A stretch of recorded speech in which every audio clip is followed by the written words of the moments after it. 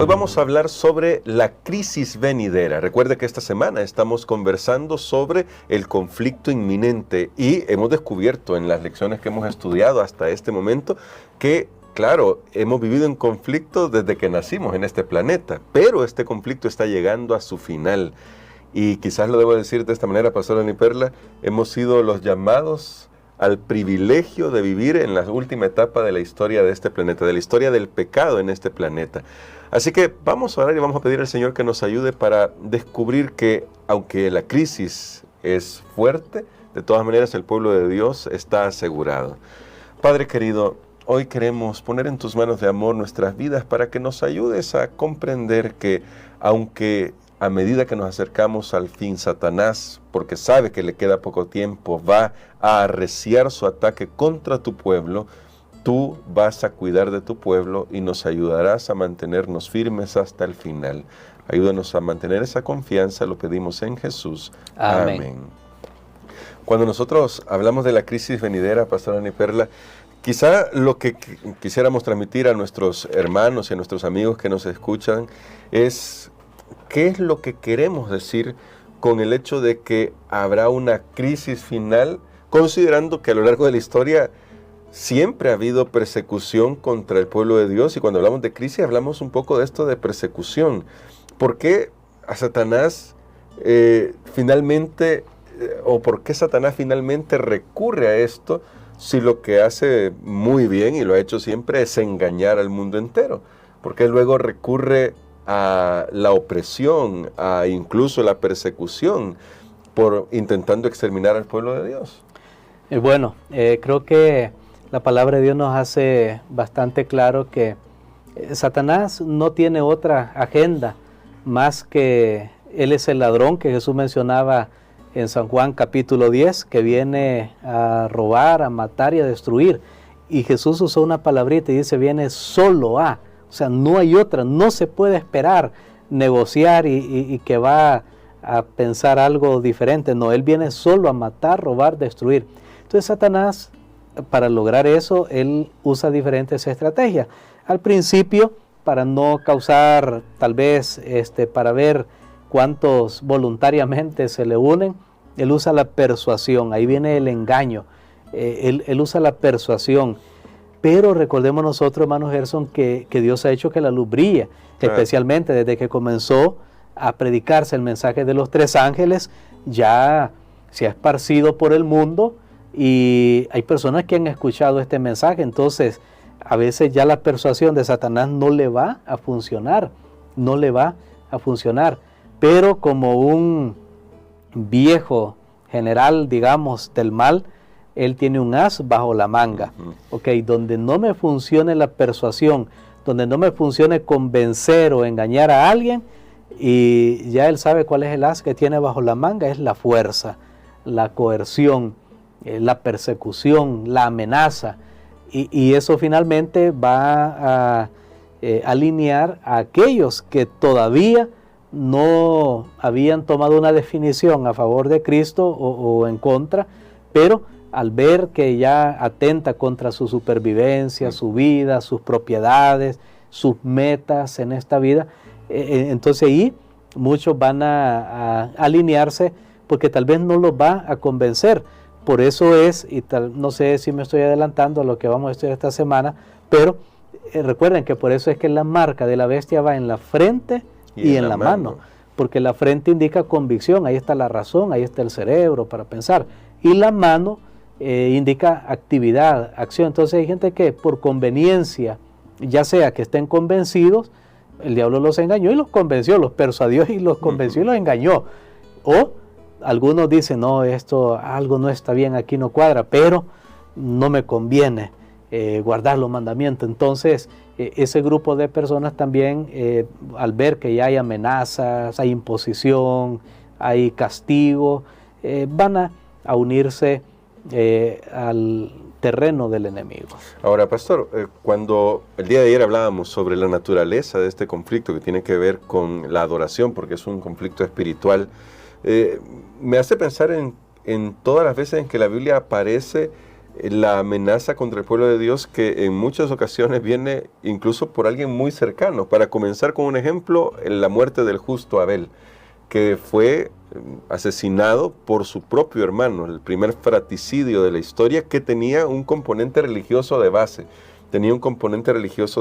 Y hago esta mención porque el mismo Señor Jesús en Juan 16:2, y usted puede leer esos textos ahí en la descripción también de este video, presenta el hecho de que va a llegar un momento, y hubo un momento también a lo largo de la historia, y va a llegar un momento que aquellos que persiguen a otros lo hacen en nombre de la religión, pensando que están incluso sirviendo a Dios. ¿Cómo es posible escapar de un engaño tan poderoso que me hace creer que estoy sirviendo a Dios mientras lo que estoy haciendo es lastimando a un hermano? Bueno, aquí se ha tocado un punto bien interesante. El primer conflicto que hubo ya mortal en esta tierra fue por asuntos religiosos. Y el último gran conflicto final será también por asuntos religiosos. Si alguna persona estaba pensando que el gran conflicto en este mundo será por el petróleo, será por el agua, por el calentamiento global, van a haber muchos temas de seguro como hay ahora, claro, pero no serán el gran conflicto final, será la adoración. Y aquí la historia lo demuestra desde el principio, y ahí es donde vienen esas sorpresas, como alguien que habla también en nombre de Dios es capaz de perseguir y destruir a sus hermanos. Pero mire, esto se dio en la familia, en la primera familia, de alguien muy cercano, como usted ya mencionaba, y se va a dar también en estos últimos tiempos. En la historia nosotros vemos muchos ejemplos de eso, tanto en la Biblia, pero también están en la historia a veces de una misma nación persiguiendo a otra nación. Aquí mismo en nuestro país nosotros vivimos un conflicto terrible por varias décadas entre los mismos salvadoreños. Pues no es que alguien era de una cultura, otro era de otra cultura, no, de la misma cultura, por conceptos, ideologías, vivimos un conflicto. Lo mismo pasará al tiempo del fin. Y ya Jesús lo anunció en Mateo 24, él dijo, se odiarán unos a otros. Y no estaba hablando de un enemigo, estaba hablando entre la misma familia.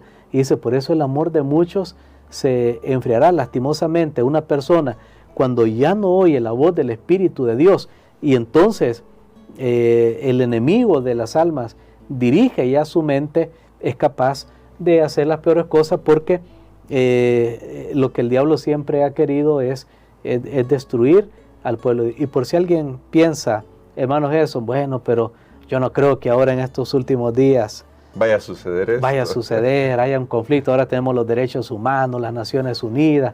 Quiero recordarles algo. Recién el siglo pasado, el siglo que nacimos muchos de nosotros, el siglo XX, fueron las grandes guerras mundiales, las dos grandes guerras mundiales. No fue en la edad de piedra, ya que en la era de hielo, no sé qué. No, fueron ahora, recientemente, apenas, las dos grandes guerras mundiales, y fueron en una situación donde ya habían democracias. Notemos, Satanás siempre tiene su manera, ya sea a él le sirve, lo dice el libro del conflicto de los siglos, le sirve la ignorancia o le sirve la iluminación, de cualquier manera. Y lo podemos ver ahora, con mucho respeto lo digo, no tomo partido, pero noten, ahorita hay guerras en nuestro mundo, y un país haciendo guerra contra otro país, una raza contra otra raza, y está sucediendo a plena vista y paciencia de todo mundo. El ser humano, el corazón del ser humano es bastante fértil, lastimosamente, para esto, hermanos Gerson. Así, por si alguien creía, no, esto no se puede dar, no puede ser, ustedes están exagerando, están alucinando, pues pare y medite, y se va a dar cuenta que no es muy difícil que el ser humano se meta en un conflicto. Y bueno, Apocalipsis capítulo 13 nos muestra algunas cosas sobre este conflicto, y quizás le hago la mención porque vamos a descubrir un poquito más en los siguientes días, hablando de la bestia que aparece en Apocalipsis 13, de las bestias que aparecen, pero hago la mención de que ahí aparece claramente un elemento de este conflicto que tiene que ver con boicot económico para el pueblo de Dios, y aparecen otros elementos alrededor que ya tienen que ver con la supervivencia, incluso la vida está en juego en el gran conflicto. Y eso me lleva a una última pregunta para el tema de hoy. ¿El pueblo de Dios tendrá que enfrentar esto, pastor? ¿Habrá persecución al final para el pueblo de Dios? Porque una cosa es que uno piense, sí, claro, el mundo está mal, hay conflictos en el mundo, pero como estamos hablando de este tema de la persecución religiosa, aquellos que quieran obedecer a Dios, que se mantengan fieles a Dios, ¿tendrán que pasar por esa crisis final? Hago la pregunta también porque hay algunas teologías que dicen que el pueblo de Dios no va a estar acá, pero ¿qué enseña la Biblia? Bueno, quiero decirles, para sorpresa tal vez de muchos, que actualmente usted entra al internet y pone persecución religiosa. Hay instituciones que se encargan de esto. Actualmente hay persecución religiosa en el mundo y ha estado agravándose más en estos últimos años. O sea, no estamos mejorando, ha estado agravándose más. Gracias a Dios que en nuestro país, posiblemente en otros países que nos escuchan, no tenemos una persecución religiosa directa. Pero si usted quiere saber dónde, pastor, bueno, no vayamos muy lejos. Chiapas, México. Allí es uno de los lugares donde ha habido siempre persecución religiosa. Usted puede entrar e investigar un poco más. Pero hablando ya de este conflicto entre esos poderes que ya hemos mencionado, esa bestia, la que sube del mar, de la tierra, y que se va a hacer una imagen de la bestia, se va a marcar a sus seguidores. Bueno, eso está viniendo en el futuro. Y aquí voy a decir algo. No es que queramos la persecución, hermano Gerson. Al hablar esto, no es que queremos, bueno, que venga la persecución o queremos hacernos mejores por eso. La verdad es que quisiéramos que no hubiera y tenemos que luchar por la paz. Miren, la Iglesia Adventista del Séptimo Día tiene un instituto que tiene que ver con libertad religiosa para todos, porque queremos que no suceda.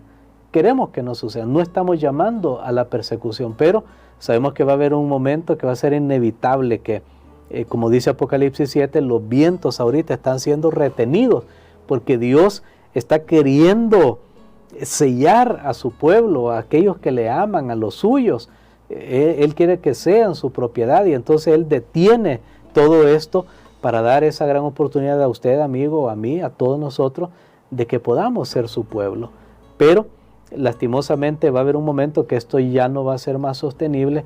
Y sí, hermanos Gerson, poco antes de que cierre la gracia, no sé cuánto tiempo, ni sé cuándo va a cerrar, habrá persecución nuevamente para el pueblo de Dios. Aparte de lo que puede haber en este momento, habrá una persecución ya enfocada contra el pueblo de Dios que guarda sus mandamientos y que mantiene la fe en Jesús. Y esto va a ser agravado por una razón, porque el Espíritu de Dios se va a estar retirando lentamente de este mundo. Hay personas que tristemente van a sellar su corazón en el sentido de cerrarlo y no van a permitir que el Espíritu de Dios los influencie más. Entonces estas personas, si no dejan que el Espíritu de Dios los influencie, ¿quién lo va a hacer? Claro. Y van a ser capaces de las peores cosas. Gente que tal vez nunca se imaginó, más el poder de las masas, porque este es un asunto, en esta crisis venidera, en estas persecuciones, hay gente que solo no agarrarían ni un papel para tirárselo a alguien, pero ya en masa, en grupo, y lo hemos visto. Yo podría sacar ejemplo aquí de otros ámbitos donde ya ha sucedido personas que aparentemente eran muy buenos ciudadanos, pero de repente ante una definición, estando en un grupo de personas, ya sea en un estadio, en un gobierno o algo, hicieron cosas que ellos no creían que eran capaces. Entonces, sí es posible, hermano Gerson, todos estos escenarios no son sacados de ciencia ficción, de Hollywood, no. Son cosas que la palabra de Dios nos dice, nos previene. No quisiéramos que sucediera, pero al final, si no entregamos nuestro corazón a Cristo, pues definitivamente alguien más tendrá el control. Así que, pastor, quisiera que orara por nosotros por eso, porque como usted dice aquí al final, alguien va a tener el control de nuestra vida. Y hoy tenemos que tomar la decisión de quién queremos que sea. Porque incluso cuando decimos, no, yo no hago mi decisión por ningún bando, ya estamos tomando un bando y no es el mejor. Tenemos que tomar una decisión por Cristo. Y pastor, quisiera que orara por nosotros por eso, para que hoy nos decidamos por Jesús, a fin de que cuando venga la crisis que va a venir, nosotros sigamos siendo fieles a Dios a pesar de todo. Amén. Padre, gracias te damos, Señor, porque nuevamente tú nos alientas para unirnos bajo el estandarte de tu Hijo amado Jesucristo. Reconocemos, Señor, que el espíritu está dispuesto, mas la carne es débil, y que aunque teóricamente conocemos estas cosas, esto no funcionará a menos que vivamos la fe en Jesús cada día. Ayúdanos, Señor, para mantenernos fieles. Si ha de ser nuestra suerte estar en medio de este conflicto venidero, así como lo hemos presentado hoy, ayúdanos, Señor, para mantenernos fieles de parte de la verdad y de la justicia, aunque se desplomen los cielos. Bendícenos y ayúdanos con las decisiones que tomamos ahora, que podamos ir conociendo dónde estaremos en ese momento. Lo pedimos en el nombre de Jesús. Amén.